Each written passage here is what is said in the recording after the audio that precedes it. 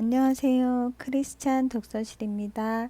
오늘은 김충근님의 한 번 사는 인생 어떻게 살 것인가 첫 번째 시간입니다.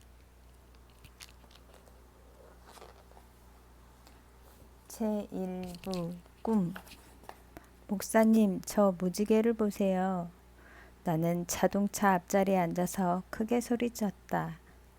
정 목사님도 무지개를 보시더니 순간적으로 자동차 브레이크를 밟으셨다. 한겨울의 알래스카 하이웨이는 빙판처럼 매끄럽다. 자동차가 핑 돌다가 멈췄다. 알래스카에서는 흔히 있는 일이다.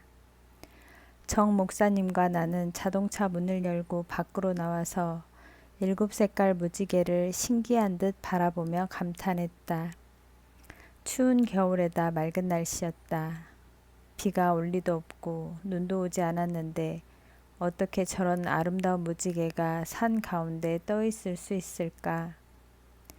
참 이상합니다, 장로님. 무슨 약속의 꿈이라도 꾸셨습니까? 정 목사님이 나에게 물었다. 너무도 엄청난 꿈이라 지금 말씀드릴 수 없습니다. 나중에 나누도록 하겠습니다. 하나님의 약속의 상징인 무지개.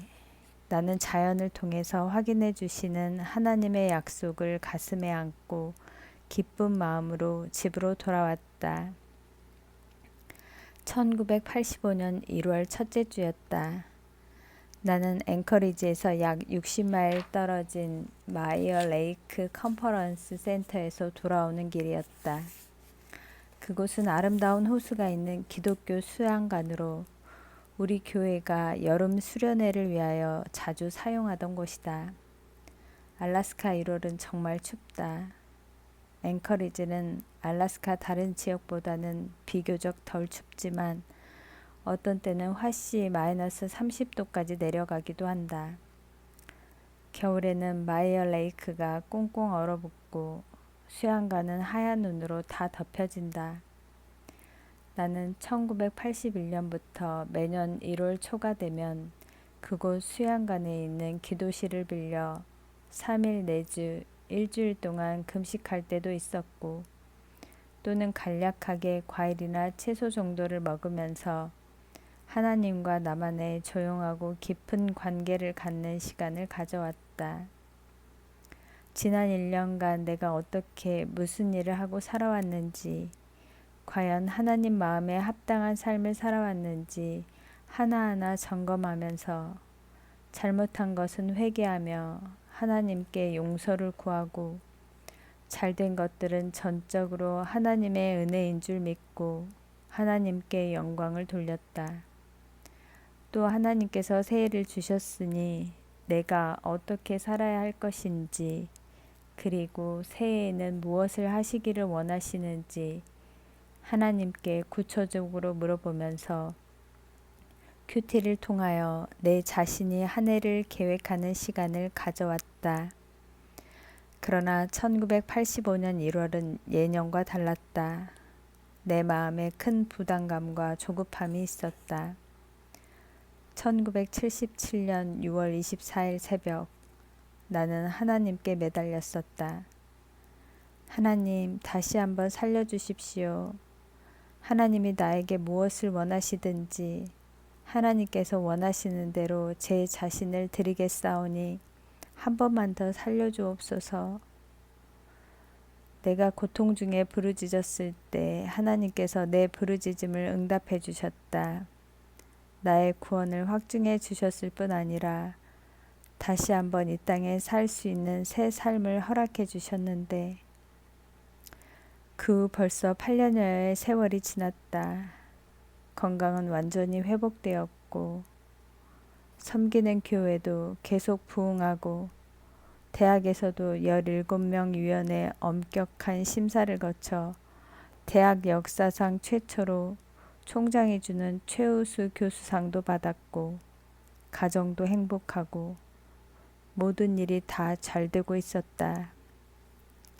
이러한 삶을 살게 하시려고 하나님께서 나를 다시 한번 살려주셨구나 감사하면서 살마 또한데 그러나 성령님의 계속적인 깨우침이 나를 그대로 두지를 않았다. 나는 견딜 수가 없었다.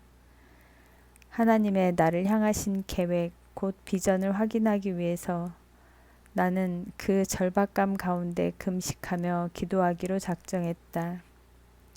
하나님, 나에게 현재와 같은 삶을 살게 하시려고 다시 생명을 주셨습니까? 왜 저를 살려주셨습니까? 나에 대한 하나님의 구체적인 뜻과 계획이 무엇입니까? 내 남은 인생의 마지막 장을 어떻게 드리기를 바라십니까? 나는 혼신을 다해 기도하며 하나님의 뜻을 찾았다.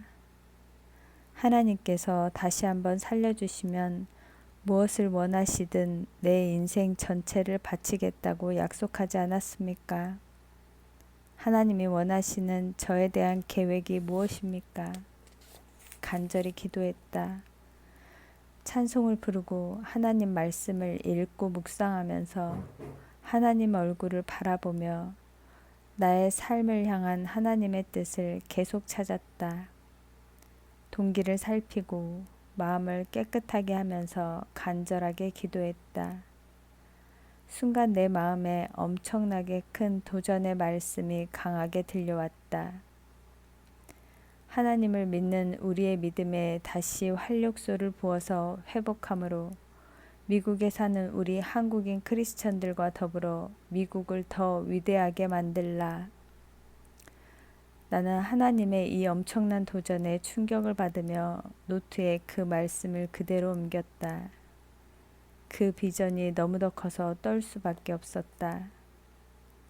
하나님, 우리 코리안 아메리칸들과 어떻게 미국의 신앙을 회복하고 어떻게 더 위대한 미국을 만들 수 있습니까? 제 생각으로는 도저히 불가능한 일입니다. 우리 코리안 아메리칸은 미국에 가장 늦게 이민 온 인종 중에 하나요. 숫자도 적은 소수민족 중에 소수민족입니다. 아직 미국 주류 사회에서 영향력을 끼치지 못하고 있는 약한 우리가 어떻게 역사상 가장 강한 미국을 더 위대하게 만들 수 있다는 말씀입니까? 하나님, 저에게 농담하시는 거 아니십니까? 제가 누굽니까? 제가 이해할 수 있고 제 능력으로 할 수 있는 사명을 주셔야지. 전혀 상상할 수도 없고 감당할 수도 없는 이 엄청난 비전을 보여주십니까? 우리가 어떻게 할 수 있습니까? 인간으로 볼 때 너무나 황당무계한 이 엄청난 비전을 어떻게 우리가 감당할 수 있겠습니까? 우리 이민교포 사회, 특히 교계의 실정을 하나님께서 잘 아시지 않습니까? 이 일을 시작하기도 전에 다툼과 분열이 있을 텐데 저는 못합니다. 제가 무슨 능력으로 이 일을 할 수 있겠습니까? 저는 웃음거리밖에 되지 않을 것입니다. 나는 항변이라도 하듯이 하나님께 묻고 또 물었다. 그때 하나님께서 내 심중에 말씀하셨다. 너도 그 사람들과 조금도 다를 바 없었다. 그런 너를 내가 회개시키고 변화시킨 것 같이 그 일도 내가 할 것이다. 성령님을 통하여 강하게 나를 도전하시면서 로마서 9장 1절에서 3절을 생각나게 하셨다. 나는 즉시 성경을 펴서 그 말씀을 읽었다. 내가 그리스도 안에서 참말을 하고 거짓말을 아니하노라. 내게 큰 근심이 있는 것과 마음에 그치지 않는 고통이 있는 것을 내 양심이 성령 안에서 나로 더불어 증거하노니 나의 형제 곧 고륙의 친척을 위하여 내 자신이 저주를 받아 그리스도에게서 끊어질지라도 원하는 바로라. 나는 사도 바울의 이 고백에 큰 충격을 받았다. 눈물을 흘리며 회개했다. 하나님께서 택하신 자기 백성을 향한 바울의 사랑, 자기를 그렇게도 괴롭혔던 자기 민족을 어쩌면 그렇게 사랑할 수 있었을까? 어떻게 보면 이스라엘 백성과 우리 한인 크리스천들은 비슷한 점들이 너무나 많다. 하나님, 제가 사도 바울의 그러한 심장을 가진다 할지라도 제가 사도 바울이 아니지 않습니까? 저는 한 대학의 교수에 불과합니다. 제가 어떻게 이 엄청난 일을 시작할 수 있습니까? 라고 호소했다. 하나님께서 다시 말씀하셨다. 네가 하는 거야? 내가 하는 거지. 나를 온전히 믿고 신뢰하라. 내가 너를 몰라서 이 큰 비전을 준 것 같으냐? 난 너의 장단점을 다 알고 있다. 네 머리카락의 숫자까지도 알고 네 마음의 중심을 꿰뚫고 있다. 너는 요한복음 14장 12절에서 14절 말씀을 믿느냐? 빌립보 4장 13절 말씀을 믿느냐? 찾아서 읽어보고 나에게 대답하라. 나는 요한복음과 빌립보서 말씀을 읽었다. 내가 진실로 진실로 너희에게 이르노니 나를 믿는 자는 나의 하는 일을 저도 할 것이요 또한 이보다 큰 것도 하리니 이는 내가 아버지께로 감이니라. 너희가 내 이름으로 무엇을 구하든지 내가 시행하리니 이는 아버지로 하여금 아들을 인하여 영광을 얻으시게 하려 함이라. 내 이름으로 무엇이든지 내게 구하면 내가 시행하리라. 내게 능력 주시는 자 안에서 내가 모든 것을 할 수 있느니라. 나는 하나님의 말씀인데 어떻게 제가 믿지 않겠습니까? 믿습니다. 라고 고백했다. 그렇다. 그 말씀대로 믿자. 말씀하신 대로 믿고 모든 것을 그리스도의 이름으로 구하면 하나님께서 다 이루어 주실 것이다. 말로 형용할 수 없이 감격스러운 하나님과의 대화였다. 나는 분명히 확신하게 되었다.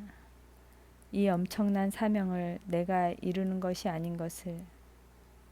하나님께서 나를 포함한 코리안 아메리칸 성도로부터 시작해서 결국은 하나님을 사랑하고 경외하는 미국의 모든 성도들의 헌신을 통하여 이 일을 친히 이루시리라. 그렇다. 하나님이 함께 하시면 세상이 나를 어떻게 할꼬. 나는 이 비전이 막연한 꿈이 아니고 정말 나와 우리를 향한 하나님의 소원인지 다시 확인하고 싶었다. 그리고 이것이 하나님의 비전이라면 어떻게 이 비전이 이루어질 수 있는지 성경 말씀과 역사를 통하여 그 근거를 찾아야겠다고 결심했다. 왜냐하면 비전은 반드시 성경적이어야 하고 역사적이어야 하기 때문이다. 그렇지 않으면 그것은 신비주의에 빠지기 쉽다. 나는 성경 말씀을 집중적으로 읽기 시작했다. 도대체 어떻게 미국에 사는 우리 KAC가 미국을 더 위대하게 만들 수 있는지 성경을 통하여 그 근거와 해답을 찾고 싶었다. 신학을 공부한 사람도 아닌데 참으로 막연했다. 나는 창세기와 마태복음을 같이 읽기 시작했다. 읽고 또 읽었다. 일주일의 금식이 끝나는 날이었다. 정진구 목사님께서 나를 픽업하기 위하여 오전 11시쯤 수양관에 오셨다. 목사님은 내가 일주일을 금식한 연약한 몸으로 미끄러운 하이웨이를 운전하고 집에 돌아오는 것이 힘들 것을 우려해서 내가 올라올 때도 라이드를 해주셨고 다시 나를 데리러 오신 것이다. 날씨는 화창했지만 굉장히 추웠다. 알래스카의 겨울은 낮이 짧다. 10시 반에 해가 떠서 남쪽 산 위에 머물다가 4시간 후면 져버린다. 그러니까 아이들은 어두울 때 학교에 갔다가 어두울 때 돌아온다. 반대로 여름이면 밤이 거의 없다. 자정이 넘어서야 해가 지고 그것도 밝은 석양이 계속되다가 이른 새벽이면 동이 트기에 알래스카 여름은 사실 밤이 없는 셈이다. 정 목사님과 같이 돌아오는 중 우리는 앵커리지 도시를 병풍처럼 감싸고 있는 추게치 산을 돌아서 군 기지들을 지나고 있었다. 거의 12시쯤 되었는데 추게치 산에 큰 무지개가 떠오른 것이었다. 이 무지개는 나에게 하나님의 약속의 표시였다. 나는 집에 돌아와서도 계속해서 성경 말씀을 읽으면서 성경적 근거를 찾았다. 거의 2년을 보냈다. 한편으로 나는 교수로서 가르치고 연구할 뿐만 아니라 국제무역경영센터의 운영을 위해서도 열심히 일했다. 그리고 주님의 피로 값주고 사신 교회를 위해서 열심히 전도하고 봉사했다. 1986년 6월 중순 나는 미주 한인 예수교 장로회 총회 참석차 LA에 갔다가 LA 지역 CCC 대학생들에게 요셉의 꿈에 대해서 말씀을 전하고 다음날 비행기를 타고 알래스카로 돌아오고 있었다. 그 비행기 안에서 묵상하는 중에 성령님께서 내 마음에 요셉과 다니엘과 사도 바울의 비전을 보라고 말씀하셨다. 집에 돌아온 후 나는 성경 말씀을 통하여 그분들에 관한 것을 더 깊이 연구하면서 그분들의 공통점을 찾기 시작했다. 나는 그분들을 통해서 하나님의 엄청난 비밀을 발견하게 되었다. 나는 다른 많은 선진 성도들 그리고 그 위대한 하나님의 종들 중에서도 이 세 사람이 가지고 있는 5가지 공통점을 발견하고 하나님이 나에게 계시한 비전이 하나님의 말씀에 근거한 것임을 분명히 깨닫게 되었다. 나는 너무나 기뻤다. 환호하며 감사하면서 하나님께 찬양을 드렸다. 요셉과 다니엘과 바울. 첫째, 그들은 철저한 믿음의 사람들이다. 그들은 강하고 담대하며 견고한 믿음의 소유자들이다. 누구도 당할 수 없는 무엇과도 타협하지 않는 순수하고 깨끗한 신앙인들이다. 그들은 아무리 어려운 환경에 처할 때에도 하나님을 배반하지 않았고 하나님을 향한 소망과 믿음을 절대로 저버리지 않았다. 형제들에게 노예로 팔려 애굽 땅에 온 요셉을 보자 주인 보디발이 맡겨준 책임을 최선을 다해 수행했다. 하나님이 함께 하심으로 보디발의 가정이 요셉으로 인하여 큰 복을 받았다. 그는 보디발의 아내의 끈질긴 유혹을 담대하게 물리쳤다. 보디발의 아내가 날마다 동침하기를 청하였으나 요셉은 내가 어찌 이 큰 악을 행하여 하나님께 득죄하리이까 라며 단호하게 거절했다. 결국 누명을 쓰고 죄 없이 감옥에 갇히는 어려움을 당했을지라도 그는 결코 하나님을 향한 그의 순수한 마음을 더럽히지 않았다. 보디발의 아내는 성적 욕망을 위해서 정신을 다 쏟았으나 믿음의 사람 요셉은 하나님과 자기의 영혼을 위하여 죄로부터 순결을 지키려고 온 힘을 다 쏟았다. 나는 이 시대의 젊은이들에게 묻고 싶다. 그대가 요셉이라면 17살 청춘의 나이에 그러한 유혹에 이겨낼 수 있겠는가? 그런 유혹을 믿음으로 이겨낼 사람이 과연 몇이나 될까? 사실 자유가 없는 노예로서 주인의 아내가 날마다 동침하자고 청하면 감옥에까지 들어가면서 정조의 순수성을 지킬 사람이 과연 몇 명이나 될까? 당시 요셉의 형편으로 보아 얼마든지 변명할 수 있었을 것이다. 보디발의 아내와 동침하여 그녀를 만족시켜 준다면 주인의 아내로부터 얼마나 후한 대접을 받고 살 수 있었겠는가? 그러나 요셉은 하나님 앞에서 거룩하게 살아야 했기 때문에 웃옷을 버리고 달아나면서도 정조를 지켰다. 오늘날 우리 젊은 청년 대학생 청소년들이 요셉과 같은 순수한 믿음을 가질 수 있도록 우리 부모들이 신앙의 순수성을 직접 자녀들에게 삶으로 보여주어야 한다. 통계에 의하면 미 전국적으로 대학교와 고등학교는 말할 것도 없고 중학교 때부터 성적 경험을 한다고 한다. 크리스천의 자녀들도 마찬가지다. 예를 들면 현재 400만 명의 유치원 학생들이 고등학교 12학년을 마치고 졸업할 때가 되면 75%의 남학생과 50%의 여학생들이 성 경험을 했거나 또는 실제적인 성생활을 한다는 통계가 보고되었다. 성적인 문제뿐만 아니라 일상생활에서 순수성을 잃고 유혹에 빠져 하나님의 이름을 더럽히는 기독 청소년들이 얼마나 많은가. 요셉과 같이 순수하고 청결한 충성스러운 믿음의 소유자가 많이 필요할 때가 바로 이때가 아니겠는가. 어린 소년 다니엘을 보자. 그는 예루살렘이 함락된 후 먼 바벨론 나라의 포로로 잡혀가 산설고 물설고 풍습설은 이방 나라에서 왕을 수종들기 위해 3년 동안 훈련을 받았다. 그러나 다니엘은 뜻을 정하고 왕의 진미와 그의 마시는 포도주로 자기를 더럽히지 않기로 결심했다. 그는 환관장에게 담대히 요청했다. 청하오니 당신의 종들을 열흘 동안 시험하여 채식을 주어 먹게 하고 물을 주어 마시게 한 후에 당신 앞에서 우리의 얼굴과 왕의 진미를 먹는 소년들의 얼굴을 비교하여 보아서 보이는 대로 종들에게 처분하소서 하매 그 결과는 분명했다. 다니엘과 세 친구가 이겼다.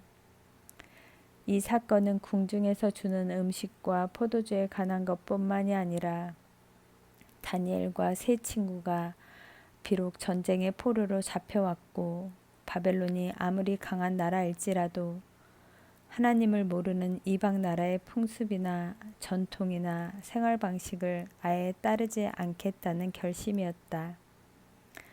다니엘에게 왕의 진미를 먹고 포도주를 마시며 안일하게 살 수 있는 기회가 주어졌으나 그는 담대히 거절하고 하나님을 향한 사랑과 그의 충성을 절대로 배반하지 않았다. 우리는 과연 어떤 삶을 살고 있는가? 세상 욕에 빠지고 세상의 풍습을 쫓으며 인간들을 타락시키는 부패한 영화, 비디오, 음악에 도취되어 사는 기독교인들이 얼마나 많은가. 특히 청소년들이 교회는 다니지만 인기를 얻고 동료들의 인정을 받기 위하여 세상의 풍습과 생활 방식에 도취되어 거룩한 삶과 부패한 삶을 타협하며 살고 있는 것을 우리는 수없이 목격하고 있다. 하나님의 사람 청년 다니엘과 같이 어떠한 환경에서든지 절대로 자신의 신앙을 세상 풍습과 인기에 타협하지 아니하고 순수한 믿음으로 승리하는 수많은 청소년들을 신앙으로 훈련시켜 그들을 통하여 시대의 조류를 바꿔야 할 때가 왔다고 믿는다. 다리오 왕이 앞으로 30일 동안 왕 외에 다른 신이나 사람에게 기도하면 사자굴에 던져놓기로 한 조서에 어인을 찍어 금령을 내렸다. 다니엘은 마음이 민첩하여 총리들과 방백들 위에 뛰어나므로 능히 아무 흠과 허물이 없었으며 그가 충성되어 아무 그릇됨도 없이 왕을 섬겼다. 그러나 이를 시기하는 총리들과 방백들이 다니엘을 모함하여 죽이려고 왕으로 하여금 그러한 금령을 내리게 한 것이다. 성경 말씀에 다니엘이 이 조서에 어인이 찍힌 것을 알고도 자기 집에 돌아가서는 그 방에 예루살렘으로 향하여 열린 창에서 전에 행하던 대로 하루 3번씩 무릎을 꿇고 기도하며 그 하나님께 감사하였더라. 다니엘은 왕 외에 다른 신이나 사람에게 기도하면 사자굴에 던져질 줄 알면서도 그는 하루에 3번씩 무릎을 꿇고 하나님께 감사의 기도를 드리며 그의 경건 생활을 계속했다. 누구나 어려움을 당하면 하나님께 기도는 할 수 있으나 감사하기는 쉬운 일이 아니다. 모함을 받아 역적으로 몰려서 사자의 밥이 되는 죽음을 당하게 되었는데도 다니엘은 오히려 감사 기도를 했다. 오늘날은 정치를 하는 기독교인 중에서 다니엘 같은 인격을 찾기가 너무나 어렵다. 대통령이나 수상이 되기 위해서, 장관이 되기 위해서, 국회의원이 되기 위해서, 직장에서 높은 자리를 얻기 위해서 다니엘과 같은 순수한 신앙을 지키지 못하고 수단과 방법을 가리지 않고 지위를 얻고 부패하게 사는 기독교인들이 얼마나 많은가. 나는 내 친구의 일로 큰 충격을 받은 적이 있다. 아버님은 회사의 회장이고 유명한 장로인데 내 친구인 아들이 미국 유학을 해서 박사 학위를 마치자 그를 그 회사 국제무역 담당 부사장으로 임명했다. 그는 직책상 외국에서 회사에 오는 바이어들을 대접을 해야 했다. 바이어들이 그 회사의 상품을 사게 하기 위해서 회사를 방문하면 비싼 요정의 음식과 술뿐만 아니라 여자까지도 소개해주는 일을 해야 했다고 한다. 내 친구는 신실한 크리스천이었는데 장로인 아버지가 아들에게 그런 일을 시키는 것이었다. 그는 견딜 수가 없어서 2년 남짓 고민하다가 부사장직을 사임하고 말았다. 현재 그는 교수로 대학에서 학생들을 가르치고 있다. 정권, 재물, 사회적인 직위와 명예를 위해서 신앙의 종족까지도 헌신짝같이 버리고 사는 수많은 그리스도인들. 이 사회적인 부패가 교회까지 깊이 침투해 있는 것을 우리는 다 알고 있다. 당연히 바쳐야 할 세금을 속이는 기독교인들은 또 얼마나 많은가. 다니엘이 사자밥이 될 줄 알았지만 하나님은 천사를 보내어 사자들의 입을 봉해 상처 하나 없이 살려주셨다. 나의 무죄함이 하나님 앞에서 명백했다고 다니엘은 다리오 왕에게 고백했다. 이 사건은 우리가 어떠한 역경을 당하든지 순수하게 믿음으로 하나님을 섬기고 감사하면 하나님께서는 오히려 이 일을 통해서 놀랍게 역사하신다는 사실을 분명히 확증해 주고 있다. 사도 바울을 보자. 그가 밀레도에서 에베소 교회 장로들을 불러 그들과 나눈 대화 속에서 우리는 바울의 신앙 고백의 절정을 본다. 보라, 이제 나는 심령의 매임을 받아 예루살렘으로 가는데 거기서 무슨 일을 만날지 알지 못하노라. 오직 성령이 각 성에서 내게 증거하여 결박과 환난이 나를 기다린다 하시나 나의 달려갈 길과 주 예수께 받은 사명 곧 하나님의 은혜의 복음 증거하는 일을 마치려 하면은 나의 생명을 조금도 귀한 것으로 여기지 아니하노라. 나는 사도 바울의 이 신앙 고백에 깊은 감동을 받고 얼마나 울었는지 모른다. 사도행전 20장을 읽으며 내 구주가 되신 예수 그리스도께 내 자신을 더 분명하게 헌신하게 되었다. 나는 지금도 사도행전 20장 24절을 읽고 묵상할 때마다 깊은 감동을 받는다. 주님, 저도 그 길을 가게 하소서. 눈물로 주님께 대한 나의 헌신을 다시 다짐하게 된다. 바울은 하나님께로부터 받은 이 사명을 자신의 생명보다 더 귀하게 여겼다. 바울은 율법의 의로는 흠이 없는 대학자요 지식인이었으나 이 모든 것을 다 배설물로 여겼다. 오직 그리스도의 복음을 위하여 수없이 매맞고 감옥에 갇히고 몇 번이나 죽을 뻔한 고통을 받으면서도 그는 기꺼이 자신의 생명을 주를 위해 바쳤다. 우리가 본받아야 할 좋은 롤 모델이다. 나는 동료 크리스천 교수들과 지식인들에게 감히 도전하고 싶다. 이제는 세상의 지식으로 인한 교만을 다 배설물같이 버리자.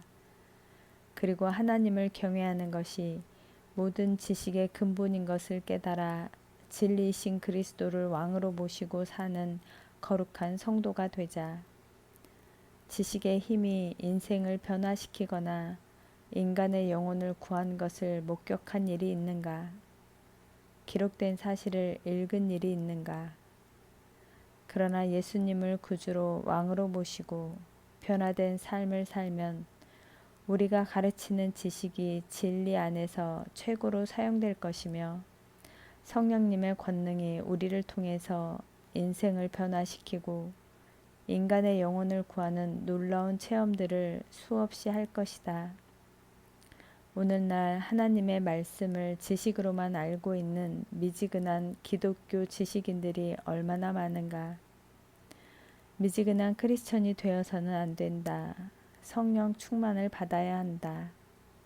이제는 대학 교수와 지식인 크리스천들이 미지근한 삶, 폐잔병 같은 삶을 청산하고 바울과 같은 담대한 믿음을 소유해야 할 때이다. 둘째, 그들은 모두 꿈과 비전을 가진 하나님의 사람들이다. 비전은 반드시 성경적이어야 하고 역사적이어야 한다. 요셉과 다니엘과 사도 바울의 생애가 그 사실을 증명해 준다. 그러면 비전이란 무엇인가? 비전은 하나님께서 하나님의 뜻과 계획을 하나님의 자녀들에게 계시해 주는 것이다. 분명히 알아야 할 것은 비전은 예수 그리스도를 구주로 영접하지 않은 세상의 자녀들에게 속한 것이 아니고 하나님의 자녀들에게만 속한 것이라는 사실이다. 사도행전 2장 17절에 하나님이 가라사대 말세 내가 내 영으로 모든 육체에게 부어주리니 너희의 자녀들은 예언할 것이요 너희의 젊은이들은 환상을 보고 너희의 늙은이들은 꿈을 꾸리라고 말씀하셨다. 하나님의 영으로 부음을 받은 자녀들이 예언하고 젊은이가 환상을 보고 노인들이 꿈을 꾸는 것은 결국 같은 의미이다. 예언과 환상과 꿈을 꾸는 하나님의 자녀들은 다 멀리 보는 자들이기 때문이다. 하나님의 자녀가 아닌 사람들이 말하는 비전은 비전이 아니다. 그들이 말하는 비전은 대개의 경우 개인적인 욕망이거나 야망이다. 오늘날 비전과 야망을 혼돈하면서 자신들의 야망을 하나님이 주신 비전으로 착각하며 남용하는 사람들이 너무나 많다. 불신자들은 말할 것도 없고 하나님의 자녀들 중에도 이런 일이 얼마나 많은가. 요셉과 다니엘과 바울이 본 꿈과 비전들은 다 같은 의미이다. 결국 그들을 통하여 하나님께서 이루고자 하시는 하나님의 뜻과 계획을 보여주신 것이다. 성경에 소개된 인물뿐만 아니라 사도행전 이후 오늘에 이르기까지 철저하게 믿음으로 살아온 모든 선진 성도들은 다 비전을 소유하고 있었다. 한마디로 하나님의 뜻과 계획을 가깝게 그리고 멀리 보는 성도들이었다. 나는 말씀을 읽는 중 신앙인은 반드시 비전의 사람인 것을 발견했다. 그리스도인으로서 비전이 없다면 무엇이 잘못되었는지 하나님과의 관계 속에서 자신들의 신앙을 짚어보아야 한다. 요셉은 두 가지의 꿈을 꾸었다. 요셉의 형제들은 그를 꿈꾸는 자로 불렀다. 하나님께서 요셉을 통하여 이루고자 하시는 계획 계획과 뜻을 꿈으로 보여주신 것이다. 요셉으로 하여금 애굽의 국무총리가 되게 하여 아브라함과 이삭과 야곱의 하나님이 그전 가족과 이스라엘 민족과 애굽과 세계를 구하고자 하시는 하나님의 계획을 요셉의 꿈을 통해 보여주신 것이다. 하나님께서 다니엘과 세 친구에게 지식을 얻게 하시며 모든 학문과 재주에 뛰어나게 하신 외에 또 다니엘에게 모든 이상과 몽조를 깨달아 알게 하는 능력을 주셨다. 그리고 다니엘이 침상에서 꿈을 꾸며 비전을 본 것이 7장부터 계속 기록되어 있다. 앞으로 전개될 역사와 지극히 높으신 자의 영원한 나라를 보여주는 다니엘의 비전들이 결국 요한계시록에까지 연결된다. 이 엄청난 하나님의 계획이 사자굴에 던져질지라도 하나님께 감사 기도를 했던 순수한 신앙인 다니엘의 비전을 통하여 나타난 것이다. 사도 바울은 실라와 디모데와 함께 여러 성으로 다니며 복음과 규례를 전하는 중 성령이 아시아에서 말씀을 전하지 못하게 하심으로 무시아를 지나 드로아로 내려갔는데 그날 밤 환상을 보게 되었다.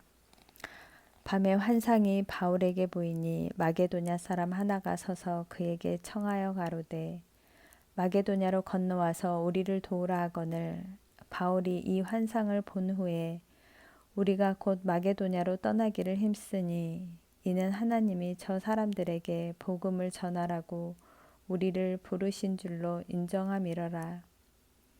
하나님의 계획은 바울을 통하여 유럽 전도의 개척을 명하려 하고 있었으므로 다른 지역 전도의 길을 성령님께서 막으시고 환상 중에 마게도냐 사람의 외침을 보고 듣게 하셨다. 바울은 또한 그의 생애를 통하여 전 세계의 센터인 로마에 가서 복음을 전하고 싶은 열망을 가졌으며 이를 위해서 계속 기도하고 있었다. 하나님께서 바울에게 보여주신 이 비전을 통하여 구라파와 이방인을 위한 엄청난 복음의 역사가 전개되는 것을 우리는 잘 알고 있다. 바울은 환상 중에 영혼의 호소를 듣고 전진했다. 우리들의 귀에는 환상이 아닌 실제로 영혼들이 부르짖는 소리가 들리고 있으며 우리들의 눈에는 그들의 모습이 매일 직접 보이고 있는가? 와서 우리를 도우라고 외치는 영혼들의 외침이 우리 가정에서, 직장에서, 거리에서, 지역사회에서 또는 다른 나라에서 들려오고 보이고 있지 않는가? 우리도 바울과 같이 그들에게 몸으로 다가가야 하지 않겠는가? 세상에는 세 종류의 가장 무서운 사람들이 있다. 첫째로 죽음을 초월한 사람들, 둘째로 재물에서 해방된 사람들, 셋째로 꿈과 비전을 가진 사람들이다. 여기에서도 세상 사람들이 감당하지 못하는 가장 무서운 사람은 비전을 가진 사람들이다. 왜냐하면 비전의 사람은 목숨과 재물을 이미 초월한 사람들이기 때문이다. 바울은 진정 세상 사람들이 감당치 못한 가장 무서운 비전의 사람이었다. 셋째, 그들은 각각 다른 나라로 끌려갔다. 요셉은 형들에게 팔려서 노예로 애굽에 끌려갔고 다니엘은 예루살렘이 함락된 후 바벨론의 전쟁의 포로로 끌려갔으며 바울은 로마의 시민으로서 로마 법정에서 황제에게 재판을 받기 위하여 죄수로서 로마로 끌려가게 되었다. 넷째, 그들은 각각 그 당대의 가장 강한 세계의 센터로 끌려갔다. 요셉은 애굽으로, 다니엘은 바벨론으로, 그리고 바울은 로마로 끌려갔다. 애굽과 바벨론과 로마는 시대는 다르지만 당대 세계의 정치, 경제, 문화, 군사의 센터였다. 다섯째, 그들은 극히 어려운 환경에서도 하나님이 함께 하심으로 비전으로 받은 위대한 일들을 성취했다.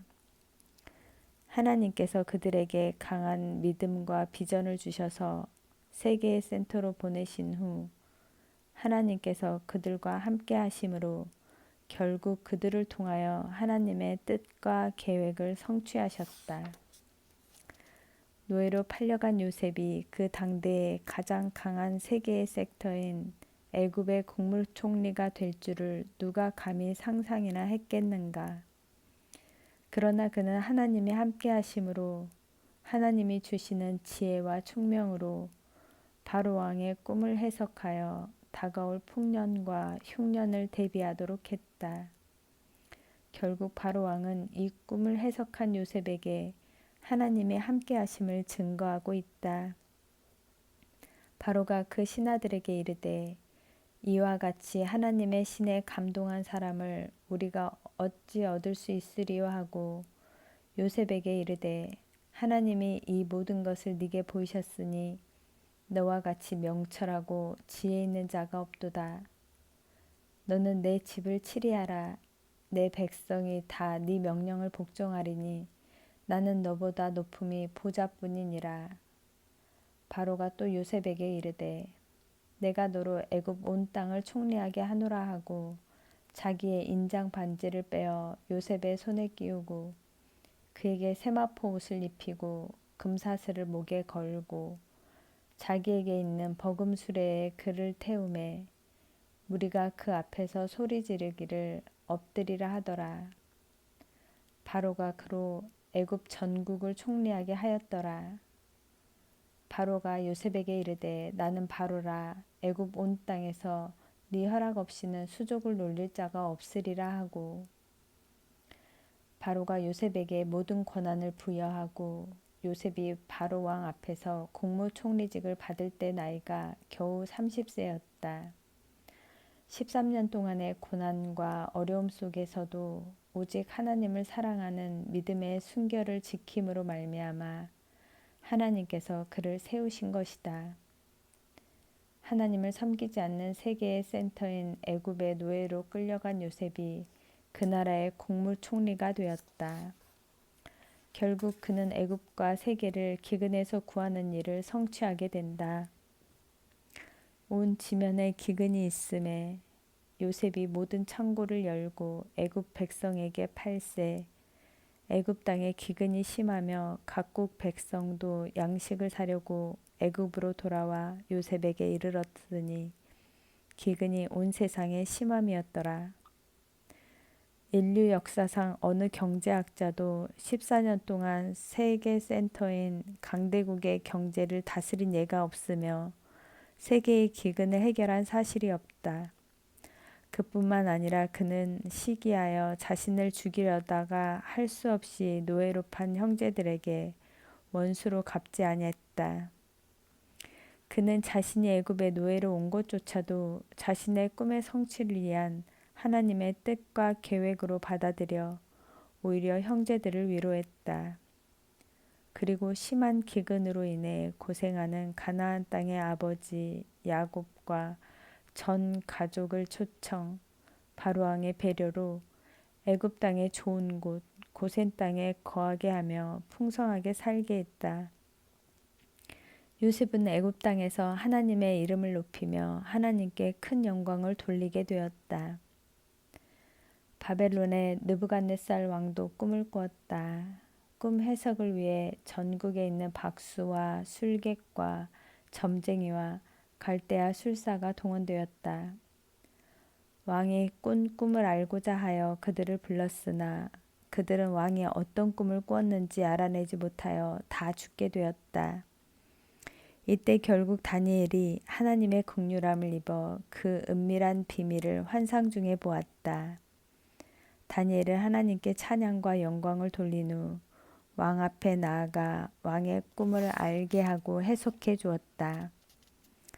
다니엘이 왕이 꾼 꿈을 알게 하고 그 꿈을 해석했을 때 느부갓네살 왕은 결국 다니엘의 하나님을 찬양하며 다니엘을 바벨론의 총리 대신으로 임명했다. 이에 느부갓네살 왕이 엎드려 다니엘에게 절하고 명하여 예물과 향품을 그에게 드리게 하니라. 왕이 대답하여 다니엘에게 이르되 너희 하나님은 참으로 모든 신의 신이시오 모든 왕의 주제이시로다. 네가 능히 이 은밀한 것을 나타내었으니 네 하나님은 또 은밀한 것을 나타내시는 자시로다.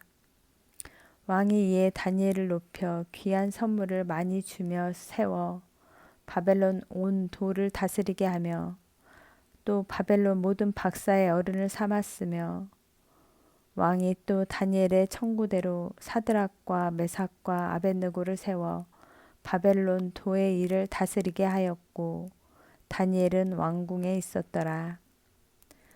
다니엘은 전쟁의 포로로 끌려가 왕의 시중을 드는 종으로 훈련받았으나 결국 하나님의 계획과 비전이 다니엘을 통하여 성취됨으로 말미암아 바벨론의 왕이 엎드려 상을 주고 하나님을 찬양하며 그를 그 나라의 총리 대신으로 임명하게 된 것이다. 뿐만 아니라 다니엘의 변함없는 충성은 하나님께만 아니라 다니엘의 세 친구에게도 보여졌다. 다니엘은 왕께 부탁하여 세 친구를 바벨론 도의 일을 다스리는 도지사들로 임명케 하였다. 잘되면 하나님의 은혜도 잊어버리고 친했던 친구도 버리고 교만해지는 것이 현 시대의 세상 풍조인데 너무도 아름다운 우정과 사랑을 다니엘과 세 친구에게서 발견할 수 있다. 우리는 미국 땅의 요셉과 같이 노예로 또는 다니엘과 같이 전쟁의 포로로 끌려온 곳은 아니다. 우리는 자이든 타이든 기회의 나라, 풍요의 나라, 세계의 센터인 미국 땅에 대부분의 경우 우리 자녀들을 위하여 더 잘 살기 위하여 왔다. 또 얼마나 많은 유학생들이 미국에서 공부했고 지금도 공부하고 있는가. 요셉의 경우 노예로 팔려와 종노릇하면서도 깨끗하고 순결한 삶을 살려고 노력했다. 보디발의 아내의 끈질긴 유혹도 물리쳤다. 그러나 오히려 그 일 때문에 감옥에까지 갇히는 억울한 삶을 살게 되었다. 그런 그가 무엇 때문에 원수 나라 애굽 왕의 꿈을 해석해 줄 필요가 있었겠는가. 우리가 요셉의 입장이었다면 꿈 해석은커녕 애굽이 망하기를 원했을 것이다. 다니엘도 마찬가지 입장이었다. 원수 나라 바벨론 왕이 자기가 꾼 꿈을 알지도 못하는데 왜 그 꿈을 알아 구태여 해석해 줄 필요가 있었겠는가. 물론 다니엘의 생명도 위태한 지경에 있었지만 그러나 요셉과 다니엘은 하나님의 영광을 위해서 하나님이 주신 비전을 성취하기 위해서 어떠한 역경과 고통과 어려운 형편에서도 비록 원수의 나라일지라도 왕같은 제사장으로서 최선을 다하여 그 나라 왕을 섬기고 그 나라를 섬김으로 이방 나라에서 하나님의 이름을 높인 사실을 우리는 주목해야 한다. 그렇다면 우리는 세계의 센터인 미국에 왜 왔는가? 우리 자신들을 살펴보아야 한다. 요셉과 다니엘이 노예로 전쟁의 포로로 세계 센터에 가서 국무총리가 될 정도로 큰 비전을 이루는 엄청난 삶을 살 수 있었다면 유학생이라 할지라도 미국에서 공부하여 학위만 받고 미국에 아무런 영향력을 발휘하지 못하고 귀국하는 무력하고 이기적인 삶을 살아서는 안 될 것이다. 세계의 센터이고 청교도 정신으로 시작된 미국에 와서 공부하는 동안이라도 최선을 다해서 하나님께 영광을 돌려야 하지 않겠는가. 이민 온 우리의 자녀들 그리고 유학생들 가운데 요셉과 다니엘처럼 미국을 더 위대하게 만드는 인물들이 수없이 나온다면 얼마나 하나님께 큰 찬양과 영광을 돌릴 수 있겠는가. 그러나 순수하고 청결한 마음과 담대하고 강한 믿음과 그 믿음을 통한 비전이 없이는 요셉과 다니엘과 같은 인물이 될 수 없을 것이다. 지식이, 명예가, 권력이, 그리고 재물이 이들을 위대한 인물로 만든 것이 아니라 하나님을 향한 그들의 철저한 믿음과 순결성, 그리고 비전을 이루기 위해서 최선을 다하는 성실이 이 모든 것을 가능하게 했다는 사실을 놓쳐서는 안 된다. 바울의 비전을 생각해 보자. 그는 로마의 시민으로 세계의 센터인 로마에 가서 예수 그리스도의 복음을 전하기를 간절히 소원했다. 죄수로 로마 법정에서 재판을 받기 위하여 로마로 끌려갔으나 하나님의 뜻이 바울을 통해서 크게 이루어지는 것을 볼 수 있다. 그는 로마의 감옥에서 풀려나 집을 빌려 복음을 전하기 시작했다. 로마 황제 가이사는 로마 제국을 건설하기 위하여 로마는 세계로, 세계는 로마로라는 모토 아래 전 세계를 정복하기 시작했다. 가이사 황제가 유럽과 여러 나라를 점령하면서 모든 나라들을 통치하기 위한 그 많은 길을 만들었으나 결국 그 길들을 통하여 사도들과 복음 전도자들이 전 유럽과 세계에 복음을 전하게 된 사실을 우리는 역사를 통하여 알 수 있다.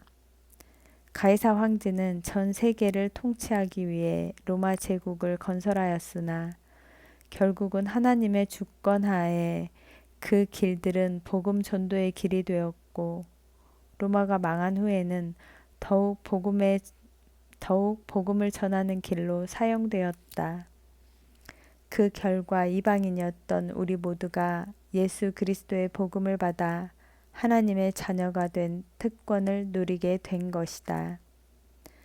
가이사 황제가 로마 제국을 건설하고 세계를 점령하며 그 많은 길을 만들었을 때 하나님께서 그 길을 세계에 복음을 전하기 위한 길로 사용할 줄 누가 상상이나 했겠는가? 미국에 사는 우리는 천국 시민일 뿐만 아니라 세계 센터인 미국의 시민이요. 또한 우리 자녀들은 어려서 이민 왔거나 미국에서 태어난 시민인데 우리는 과연 세계 센터인 미국을 통하여 전 세계를 위해서 무엇을 할 것인가? 하나님의 뜻과 계획을 분명히 보아야 할 것이다. 감사합니다.